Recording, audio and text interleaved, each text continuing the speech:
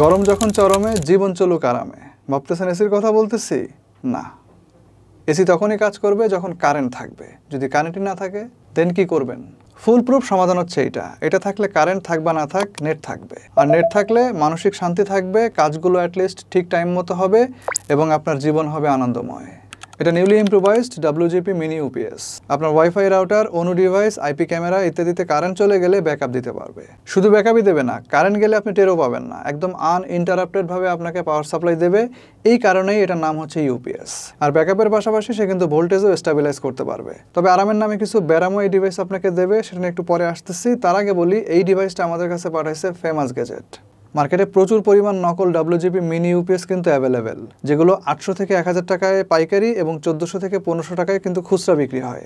সবগুলো নকল এবং ফেক। চার্জ তো ঠিক মতো থাকবেই না, ভোল্টেজ এম্পিয়ারও ঠিকঠাক মতো দেবে কিনা তারও কোনো গ্যারান্টি নাই। আর দেখেও আপনার বোঝার কোনো উপায় নাই যে আসলে কোনটা অরিজিনাল কোনটা নকল। সো আসলটা কেনা জরুরি, আর আসলটা কেনার জন্য অবশ্যই তাদের ওয়েবসাইটে যাবেন। সেখান থেকে নিলে দাম পড়বে 2290 টাকার মতো। এনিওয়ে, ডিভাইসটা প্লাস্টিকের তৈরি হলেও বেশ মজবুত। আমাদের কাছে যে ভেরিয়েন্টটা আছে এটা হচ্ছে 5-12-12। 5-12-12 মানে হচ্ছে অ্যাজ এ UPS এই ডিভাইসটা আপনাকে 3 ধরনের ভোল্টেজের আউটপুট দিতে সক্ষম। একটা 5 ভোল্ট এবং দুইটা 12 ভোল্ট। 5 এবং 12 এই দুই ধরনের ভোল্টেজেই আপনার অ্যাম্পিয়ার পাবেন 1 অথবা এর থেকে বেশি। আর এই 3 ধরনের আউটপুটের জন্য 3টা সকেটও আপনি পাবেন। 5 ভোল্টের জন্য একটা USB সকেট থাকতেছে, আর 12 ভোল্টের জন্য 2টা পিন সকেট থাকবে। এটাকে নিউলি ইম্প্রোভাইজ বললাম এই কারণে যে এর মধ্যে ব্যবহার করা হয়েছে 10400 মিলি অ্যাম্পিয়ারের ব্যাটারি। এক্স্যাক্টলি 2021 সালের সেপ্টেম্বরের দিকে আমাদের এই চ্যানেলে WGP নিয়ে আমাদের প্রথম ভিডিওটা আপলোড করা হয়েছিল। ওইটা ছিল 8000 মিলি অ্যাম্পিয়ারের 5-9-12 এই ভার্সনের।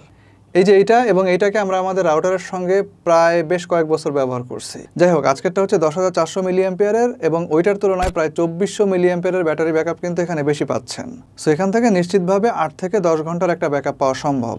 এবং নতুন যে ভার্সনটা, এটার কিন্তু সাইজও আগেরটার থেকে কিঞ্চিত মোটা। পাওয়ার ইনপুট দেওয়ার জন্য অর্থাৎ ডিভাইসটাকে চার্জ করার জন্য এখানে 12 ভোল্টের একটা পোর্ট আছে, যেটা 2 এম্পিয়ার পর্যন্ত ইনপুট নেবে। এবং বক্সের ভিতরে বেশ কয়েকটা আউটপুট নেওয়ার কেবল থাকলেও ইনপুট দেওয়ার কোনো ব্যবস্থা নাই। এই ক্ষেত্রে আপনার রাউটারের সঙ্গে যে অ্যাডাপ্টারটা থাকবে ওইটাকে আপনি চাইলে ইনপুট দেওয়ার কাজে ইউজ করতে পারেন। আর আউটপুট নেওয়ার জন্য 3টা 1-to-1 কেবল দেওয়া আছে। এদের মধ্যে 2টা হচ্ছে 12 ভোল্টের এই পোর্টগুলো থেকে আউটপুট নেওয়ার জন্য, আর একটা হচ্ছে USB থেকে। অ্যাকর্ডিং টু আউটপুট প্যাটার্ন আপনি চাইলে এখান থেকে বেশ কয়েক ধরনের বেশ কয়েকটা উপায়ে আউটপুট নিতে পারবেন। তবে প্রথমে একটা কথা বলে রাখি, আপনার শুধুমাত্র 12 ভোল্টের যে রাউটারগুলো আছে ওগুলোই এখানে ইউজ করতে পারবেন, 9 ভোল্টেরগুলো সম্পূর্ণভাবে বাদ। সো যারা অন্ততপক্ষে ডুয়েল ব্যান্ডের AC 1200-এর একটা রাউটার ব্যবহার করেন তাদের জন্য এই ডিভাইসটা পারফেক্ট। বেশ কয়েকটা কম্বিনেশনের মধ্যে 12 ভোল্টের একটা রাউটার প্লাস 12 ভোল্টের একটা অনু এই কম্বিনেশনে চালাতে পারবেন। 12 ভোল্টের একটা অনু প্লাস 5 ভোল্টের একটা সুইচ এই কম্বিনেশনেও চাইলে ISP-রা চালাতে পারবেন। সুইচের পাশাপাশি আরও একটা গুরুত্বপূর্ণ জায়গায় আপনি এটাকে ব্যবহার করতে পারবেন, সেটা হচ্ছে আইপি ক্যামেরা। আর মোবাইলের পাওয়ার ব্যাংক হিসাবে তো অবশ্যই।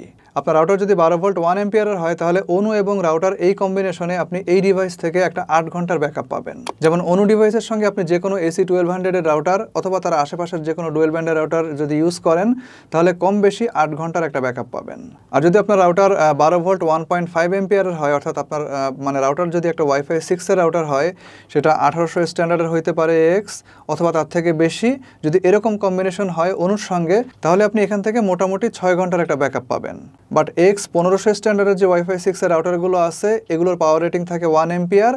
সো আপনি সেই ক্ষেত্রে ব্যাকআপের পরিমাণটা একটু বেশি পাবেন। ইনস্টেড অফ 6 আওয়ার্স আপনি হয়তো সেখান থেকে 7 ঘন্টার একটা ব্যাকআপ পাইতে পারেন। এবার যদি USB-তে শুধু আইপি ক্যামেরা চলে, আই ডোন্ট নো, বেশ কয়েক দফায় হয়তো বা আপনি লোডশেডিং নিশ্চিন্তে পার করতে পারবেন।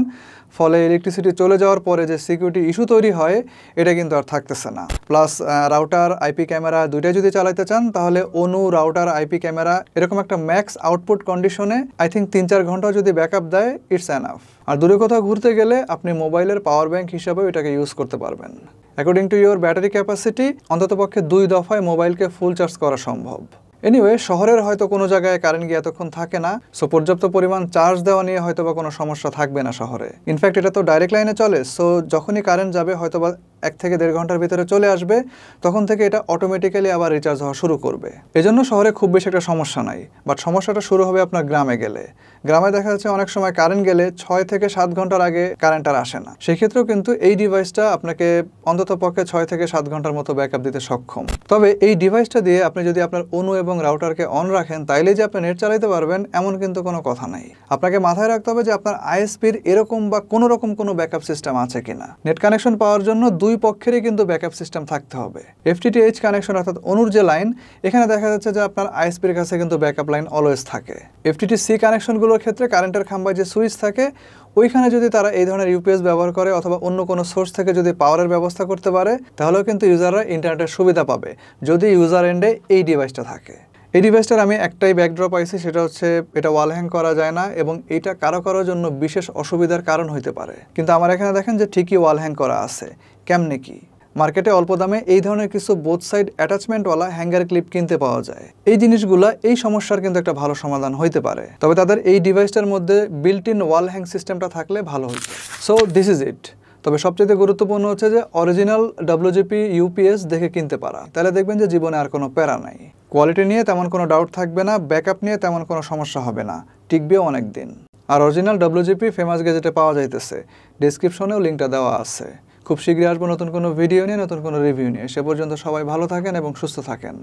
আল্লাহ হাফেজ।